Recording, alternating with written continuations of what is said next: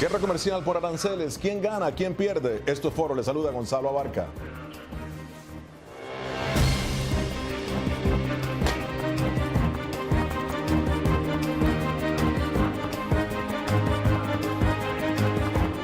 Argumentando interés de seguridad nacional, el presidente de Estados Unidos, Donald Trump, firmó órdenes que imponen aranceles a las importaciones de acero y aluminio. Su decisión podría generar una guerra comercial que afectaría a los principales tratados de comercio en todo el mundo, entre ellos el TLC en nuestra región. Trump aplicó un impuesto del 25% al acero y un 10% al aluminio importado. Sin embargo, el mandatario consideró la robusta dinámica comercial del TLC para evitar temporalmente distorsiones en su funcionamiento.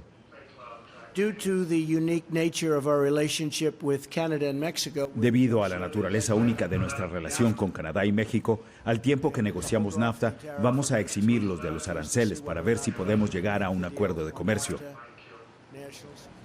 Wilbur Ross, en entrevista con La Voz de América, aseguró o detalló más bien las razones por las cuales México y Canadá serán por ahora eximidos de los aranceles.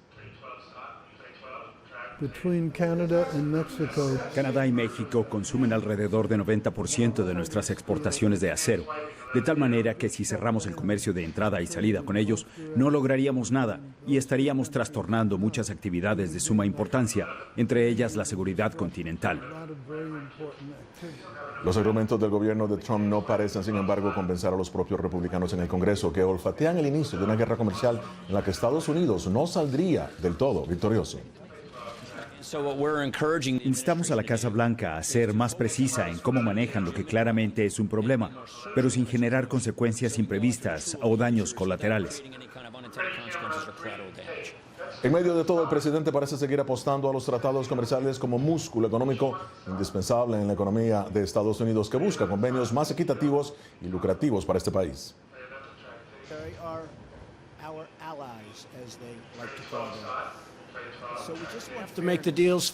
Tenemos que hacer que estos convenios sean justos. Con México, por ejemplo, perdemos probablemente unos 130,000 millones de dólares anualmente. Además, tienen un impuesto al valor agregado que nosotros no tenemos. Debemos ser más fuertes e inteligentes. Estados Unidos está haciendo lo correcto. ¿Cómo afectarían los nuevos aranceles a Latinoamérica? El debate se inicia aquí y ahora. En nuestros estudios, Juan Carlos Hidalgo del Cato Institute e Iván García Hidalgo, estratega republicano, director del Consejo Hispano de Liderazgo. Bienvenidos. Juan Carlos, el secretario de Comercio y el presidente Donald Trump argumentan asuntos de seguridad nacional para estos aranceles, porque según ellos, esto va a beneficiar a Estados Unidos. ¿Estás de acuerdo? No, o sea, esa estipulación de seguridad nacional existe en la ley, incluso existe dentro de los artículos de la Organización Mundial del Comercio. Sin embargo, eso es algo que rara vez se ha usado como a la hora de invocar aranceles y nunca se ha usado en la Organización Mundial del Comercio. A pesar de que existe ahí, los países son muy temerosos de invocar temas de seguridad nacional como justificación para poner aranceles. ¿Por qué? Porque usted está abriendo una lata de lombrices si usted lo hace. ¿Por qué? Porque de repente entonces todos los demás países van a empezar a invocar asuntos de seguridad nacional para poner sus propios aranceles. Entonces es algo que existe pero nadie ha querido usar hasta ahora y es por eso que este precedente es muy peligroso por parte de la administración Trump. Pero nada más para ponerlo en números. El mismo secretario de Defensa, Mattis, salió a decir que el ejército requiere únicamente un 3% de la capacidad ya instalada en la producción de acero para asuntos de defensa nacional. Es decir, con toda la capacidad que ya existe en Estados Unidos, únicamente un 3% de esa producción nacional se requiere para asuntos de defensa. Así que ciertamente no tiene ninguna justificación desde un punto de vista de seguridad nacional. Interesante. Iván, el presidente Trump ha asegurado, fíjate, que la industria estadounidense, y aquí te tengo que decir, está siendo devastada por virulentas prácticas de comercio internacional. ¿A qué se refiere el presidente? ¿Cómo lo ves? Bueno, lo que está hablando es específicamente del tema de China, ¿no? Cuando vemos la lista de los países que exportan acero a Estados Unidos, obviamente China es el número uno, pero cuando ves el tema de transshipping, esos montos suben bastante. Juan Carlos puede hablar horas seguramente sobre este tema. Pero el tema principal acá es de que hay que buscar una forma de balancear, ¿no? En ese momento Estados Unidos, cuando ves la tabla de exportadores mundiales, es prácticamente el último. ¿Crees que está en desventaja Estados Unidos? Por supuesto, ¿no? Y mira, el tema acá es de que tenemos que fortalecer la industria nacional. Y hemos visto de que US Steel se ha comprometido a abrir plantas de vuelta, ha contratado 500 personas, están diciendo que con ese alza de tarifas se van a crear otras 35.000 posiciones de trabajo. Entonces son montos reales interesantes, ¿no? Que para Juan Carlos, para mí, para ti, que estamos empleados, capaz no nos afecta, pero para gente que sí está buscando empleo, gente que perdió su empleo en ese sector, eso son excelentes noticias. En economía hay que ver lo que se ve y lo que no se ve. Entonces, hoy venía leyendo la noticia, efectivamente, se anunciaron la creación de 500 empleos más en una planta en Illinois, y entonces la gente ve eso y dice, los aranceles funcionan. Eso es lo que se ve. Lo que no se ve es que ahora, veamos lo que es un arancel. Un arancel es un impuesto. Es un impuesto, claro. Entonces, se está aumentando el costo del acero y el aluminio para los consumidores estadounidenses y para la industria estadounidense. Estos son productos que son utilizados por la industria estadounidense, automotriz, cerveza. Esto va a aumentar los precios de muchísimos productos. El agricultor que compra un tractor va a ser más caro, el estadounidense que compra un automóvil, el que compra una lata de cerveza. La lata de cerveza. Todo va a aumentar de precios y entonces eso va a generar pérdidas de puestos de trabajo. ¿Cuánto afecta ese precio para ser serios, ¿no? ¿Cuánto afecta el precio de esa alza en un six-pack? Un centavo. Un centavo. Un centavo. Entonces, por favor, pero no hablemos tampoco bueno, un montón pero es que historias, ¿cuánto ¿no? cuesta un six-pack? Ahora, ¿cuánto cuesta un automóvil? ¿Y cuánto va a aumentar el precio? ¿Y cuánto cuesta un ¿Cuánto va a Boeing? aumentar el ¿Y cuánto costo? cuesta un Y Boeing? así un avión? vamos sumando. Pero Esto va a encarecer el costo de vida. Cuando lo ves Esto va a encarecer el cuando costo lo de vida. ves a ese rango y lo ves con esa perspectiva, es un ripio. Y está comprobado, Es aquí un no ripio. aquí no tenemos que adivinar, está comprobado que los empleos que se pierden producto del encarecimiento del costo de la vida son mucho más de los que se salvan, porque ya hemos estado aquí, Pero Gonzalo. En el 2003 la administración Bush puso aranceles al acero. Y ha habido estudios sobre cuál fue el impacto sobre la economía estadounidense. Y de los empleos que se salvaron o se crearon en la industria del acero, se perdieron muchísimo más en otras industrias que consumen acero. Así que aquí no estamos inventando el agua tibia. Esto ya se ha hecho antes y ha sido un desastre. Y eso sin tomar en cuenta, y eso es lo que podemos hablar después, eso sin tomar en cuenta las repercusiones internacionales de esto. Porque los socios comerciales de Estados Unidos no se van a chupar el dedo. Van a empezar a poner aranceles a las exportaciones de Estados Unidos. Y entonces no solo los consumidores estadounidenses. Hay una guerra comercial que va a afectar a es un argumento Latinoamérica. real, ¿no? Ahora, mira, para ser claro, yo soy free trader. No, yo he apoyado todos los TLCs, Pero NAFTA, ahora se viene el pero, ALCA y todo. ahora se viene el pero. No. Pero, Bueno, ¿cuál es el pero? ¿Cuál es el pero, Iván? El pero es... Eso lo digo muchas veces. Yo creo que el libre comercio, Pero, bueno, ¿y cuál es el pero entonces? Como estratega republicano. Es simple. Nosotros somos el número 1 mercado en el mundo, el más rico, el más bonito, el más atractivo. Y si quieren venir a hacer todo el dumping de sus productos acá, nosotros también tenemos que proteger nuestra industria de alguna manera. Simplemente no van a hacer una guerra comercial. ¿Quién va a perder esa guerra comercial? Todos pierden. Pero ¿quién va a tener la mano más fuerte encima? Va a ser nosotros. Es que Esa es un poco la verdad del asunto. Vamos a hablar de eso, vamos a hablar de eso en solamente segundos, porque precisamente vamos a enfocarnos también a Latinoamérica y vamos a enfocarnos al Tratado de Libre Comercio. Exacto. A las puertas de una guerra comercial, el pro y el contra de los aranceles al acero y aluminio. Damos la bienvenida a todos nuestros seguidores en Facebook Live. Participa con tus preguntas, ya regresamos.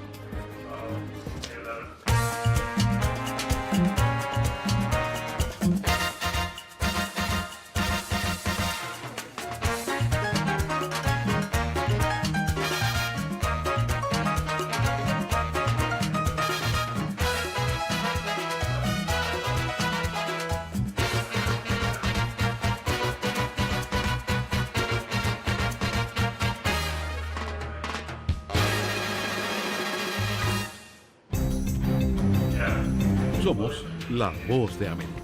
En la isla muy pocos cubanos estaban informados. Necesitamos la liberación de los presos políticos y los estudiantes. Se encuentran en las afueras de la Asamblea Nacional, nadie puede salir. Información balanceada y objetiva. Un promedio de 80 migrantes indocumentados vienen a desayunar a diario. Entérese de lo que sucede en Estados Unidos, América Latina y el mundo en un solo lugar.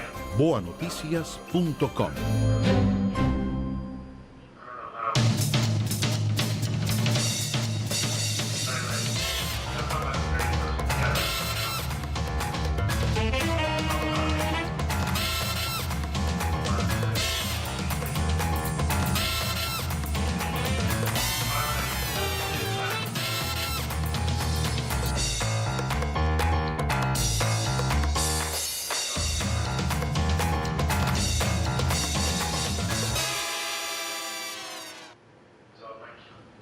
La imposición de aranceles a acero y aluminio por parte de Estados Unidos causa malestar e inquietud en todo el mundo. Para muchos es solamente la promesa hecha realidad del presidente Donald Trump de hacer a Estados Unidos grande de nuevo.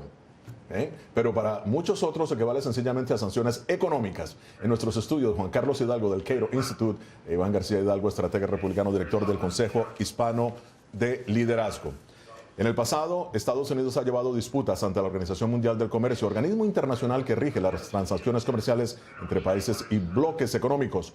No obstante, esta vez al parecer China, que presentará una protesta ante la OMC por los gravámenes tributarios impuestos por Washington y su acero y aluminio. Estados Unidos, que no siempre ha acatado los fallos de los jueces de la organización, aducirá si es del caso que los gravámenes son motivados por su afán de garantizar su seguridad nacional. Y si la OMC falla en contra de Estados Unidos, si China presente una querella, el secretario de Comercio, Ross, ya pidió pistas de qué haría la Casa Blanca.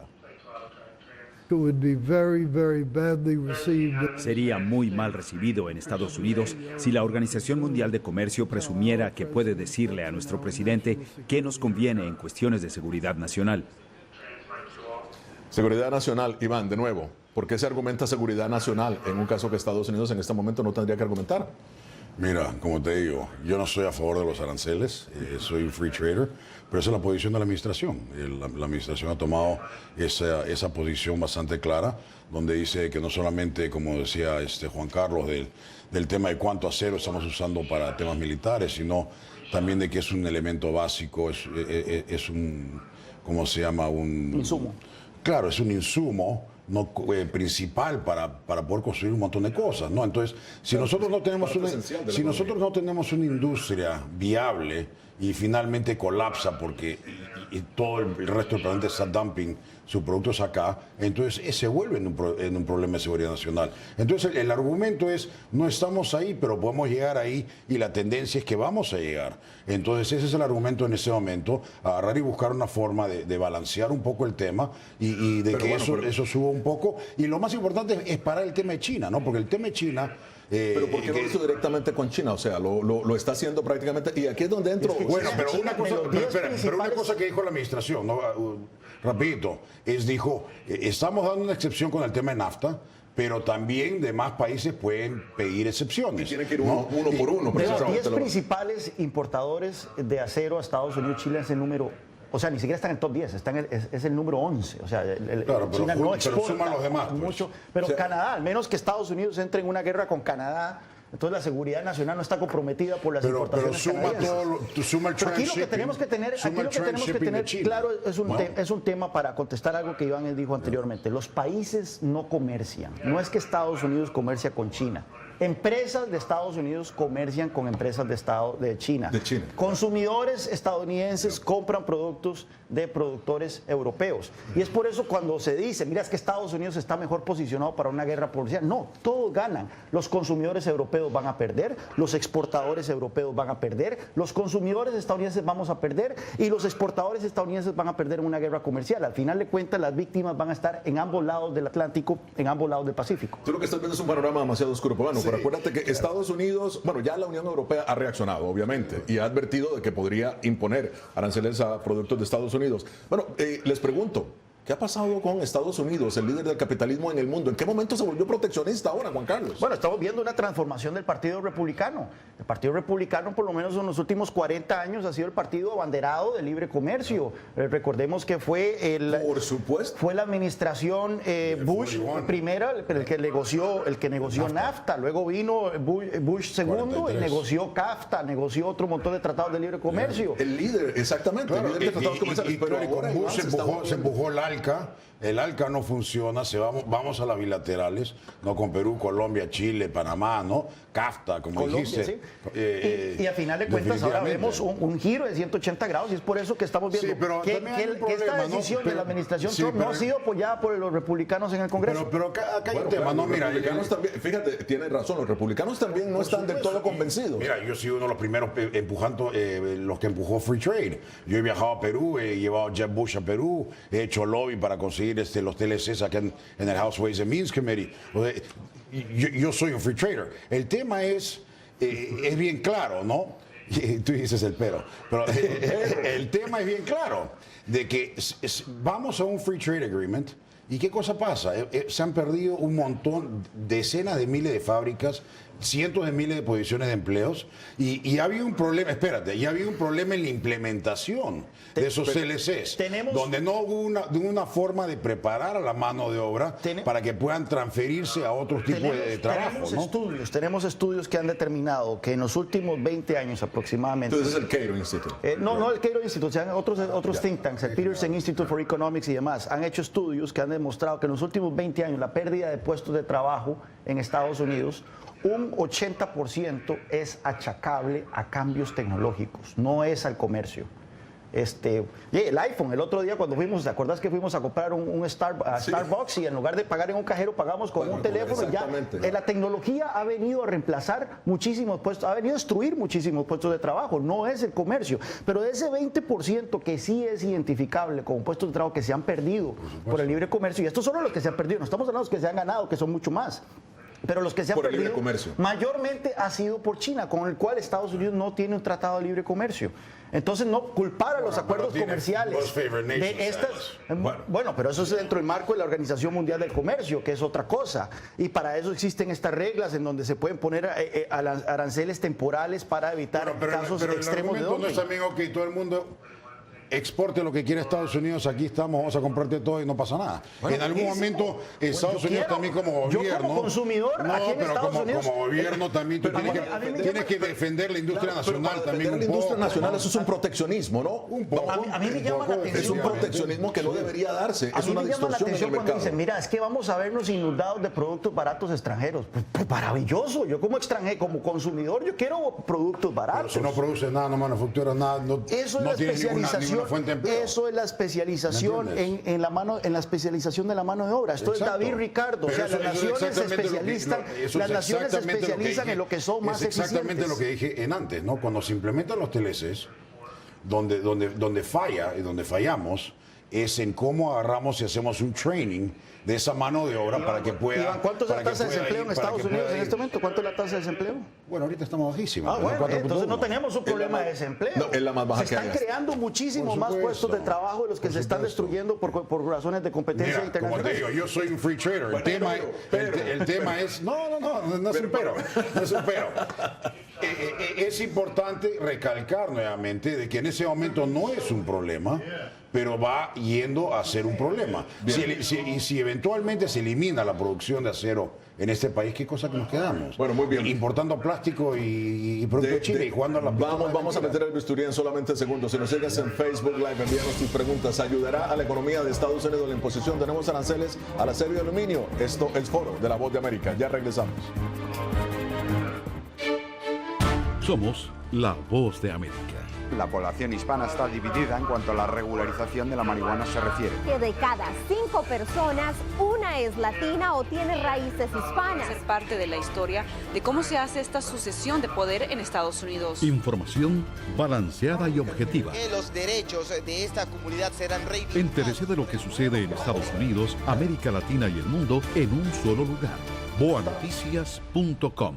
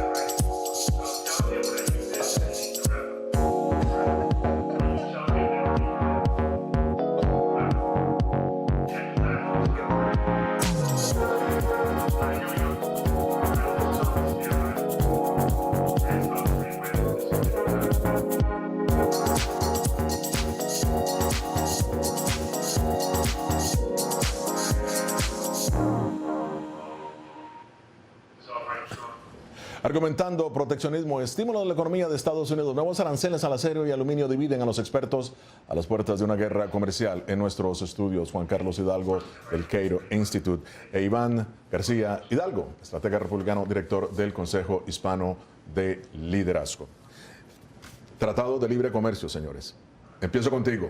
¿Cómo va a afectar esto el Tratado de Libre Comercio con México? ¿Cómo va a afectar a Latinoamérica estos aranceles? Por el momento no lo afecta, ya se excluyó a México y Canadá, sin embargo eso está como una espada de Damocles. De hecho, el presidente Trump en un inicio lo utilizó como una amenaza velada a Canadá y a México diciendo, bueno, si ustedes no se alinean a nuestras demandas dentro de la negociación del NAFTA, podemos meter estos aranceles y muchos más. Y la relación ha estado bastante tensa, particularmente con Canadá. Al principio se creía de que era México el que iba a servir de chivo expiatorio en esta negociación, pero ha sido Canadá el que ha encontrado más puntos de desacuerdo con Estados Unidos, y ya las perspectivas de tener un acuerdo negociado y firmado antes de la elección mexicana, que es el 1 de julio, básicamente son nulos.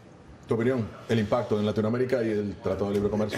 Miren, el tema de NAFTA es un acuerdo que se está renegociando, como dijo Juan Carlos, algo que se firmó hace 25 años. Las realidades son distintas, como cualquier acuerdo, se tiene que reevaluar y ver qué cosa es lo que conviene a todas las partes involucradas y llegar a nuevos acuerdos. Me parece que eso es algo que está muy bien. Peña Nieto lo dijo cuando Trump fue a México. No tengo ningún problema con eso. Una de las cosas que son preocupantes es cómo va a afectar eso a los TLCs bilaterales que tenemos en la región, ¿no? Como Perú, Colombia, Chile, claro, Panamá. Claro. Cómo afecta esos países en este momento. Hay que ver, ¿no? La administración les va a dar una excepción o no. Y si no le da una excepción, ¿cuál es el impacto a esos países, ¿no? Claro, bueno, algunos expertos temen que de un momento a otro China decida liquidar su deuda con Estados Unidos, lo que pondría la economía estadounidense de rodillas, ya que este país adeuda a su contraparte asiático alrededor de $1.100.000.000.000. ¿Qué cifra? ¿Qué pasaría si China decide exigir el pago inmediato de ese dinero? If they dumped all that much debt, they would take a loss from the present market value. Si redimieran toda esa deuda, tendrían que asumir una enorme pérdida al valor del mercado actual. Además, ¿en dónde invertirían todo ese capital?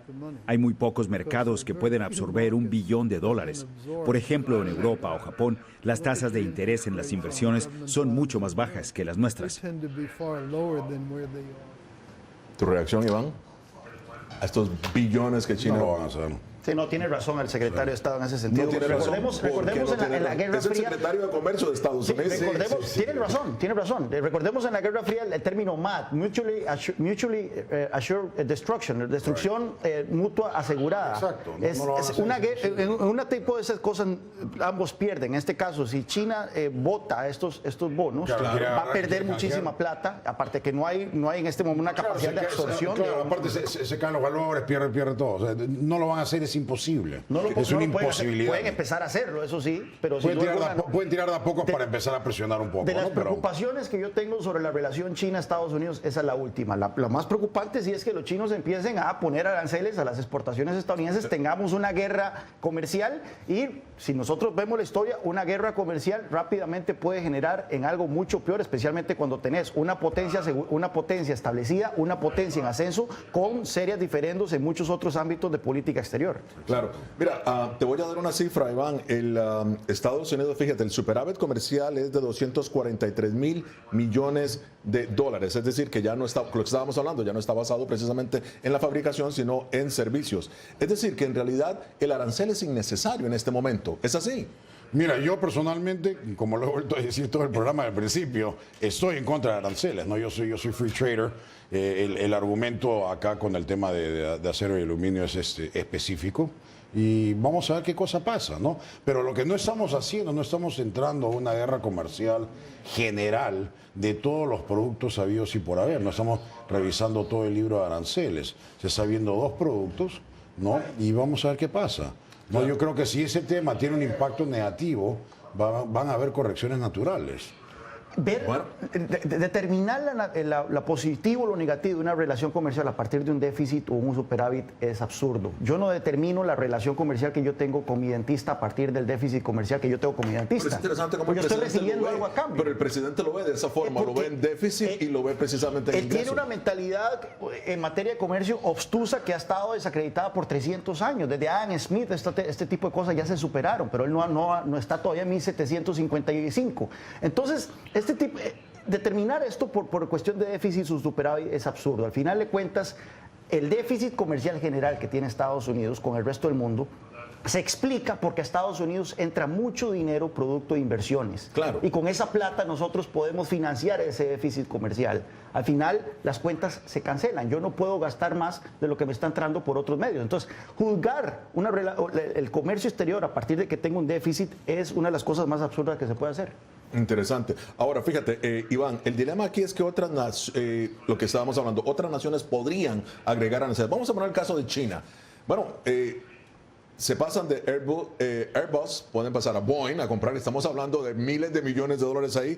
Podríamos hablar, ¿qué tal si China empieza a poner aranceles a los teléfonos, al iPhone? Sí. ¿Qué tal si empieza a poner a Intel, por ejemplo? ¿Qué va a pasar con eso? Bueno, para empezar, Estados Unidos tiene un montón de frenos para meter productos adentro de China. O sea, no entramos con... ¿Tú crees que eso China no entramos como queremos? Es una guerra con ellos para que nos den un poquito más cada vez. Esa administración ha peleado con China para que nos den exoneraciones o nos den expansiones para productos. Y eso goes both ways. Es una doble vía, no es de una sola vía. Nosotros, ¿por qué vamos a ser receptores de todo lo que manda China y ellos no aceptan los productos de nosotros? Entonces, esa es un poco la diferencia de la comparación. No es tanto un tema de aranceles, sino es un tema perfecto, danos entrada, deja que metamos nuestros productos. Si no, entonces nosotros tenemos que buscar una forma de frenar los productos de ellos. No es tanto con China en este momento. O sea, China es una cuestión que hay que ponerle cuidado, pero recordemos que China es el 11º exportador de acero a Estados Unidos. Hay otros países que se están viendo golpeados por esto, la Unión Europea, Brasil, etcétera, y que han dicho que van a responder. Ya la Unión Europea dijo, ¿saben qué? Vamos a meterle aranceles a las motocicletas Harley Davidson, que son producidas en Wisconsin. Vamos a meterles a los chocolates, al jugo de naranja de Florida. Sí. Eso fue lo que hicieron en el 2003. En el 2003, cuando Bush puso aranceles al acero, la Unión Europea metió aranceles al queso de Wisconsin, al jugo de naranja de Florida, que son estados bisagra y que el presidente Trump, en ese caso el presidente Bush, iba a necesitar para su reelección, y en este momento pueden hacer lo mismo. El problema es que el presidente Trump ya dijo, si me hacen eso, les vamos a meter aranceles a los automóviles de Europa. Correcto. Y ahí ya tenemos la guerra comercial. Sí, es una guerra comercial. Entonces, esto no se va a limitar a solo acero y aluminio, como dice Iván. No, esto va a extenderse rápidamente y ese es el peligro. Mira, yo creo que no. Está siendo alarmista. Vamos a dejar que las cosas pasen. Juan Carlos siempre tiende a ser un poco... Sí, no, él es alarmista, efectivamente.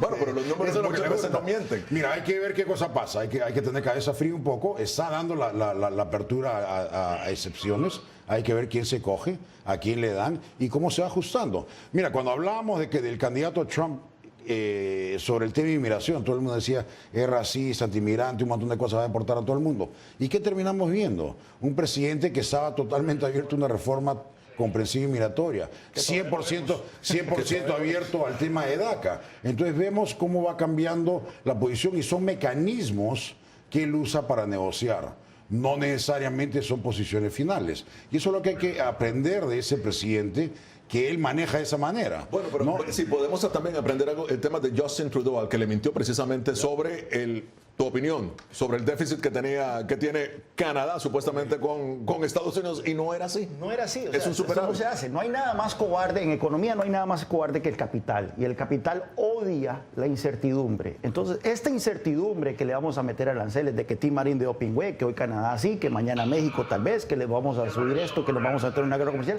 capital odia eso. Precisamente una de las razones detrás de la reforma tributaria que estamos de acuerdo era bajar los impuestos y darle certeza a las empresas de que pueden invertir en Estados Unidos. Exacto. Esto hace todo lo contrario. Está haciendo todo lo contrario. Bueno, la pérdida de credibilidad, si es que el presidente, al mentir a un primer ministro de Canadá, rápidamente. Yo creo que si vemos a Trudeau, solamente mira el papelón que hizo en India y con eso te respondo todo. La forma de cómo... es que es verdad, puede ser una payasada. Pero mira, vemos cómo opera Donald Trump. Y si lees The Art of the Deal, ves cómo funciona, cómo negocia. Y lo que hizo en ese momento con Trudeau, no es necesariamente que le mintió, sino lo que hizo fue para ponerlo en desbalance. Vamos a dejarlo ahí, que se nos ha acabado el tiempo, da más para hablar. Pero bueno, agradezco a Juan Carlos Hidalgo y a Iván García Hidalgo. Y a ustedes les agradezco su sintonía. Los espero en Foro la próxima semana con la noticia más allá de los titulares. Les habló Gonzalo Abarca.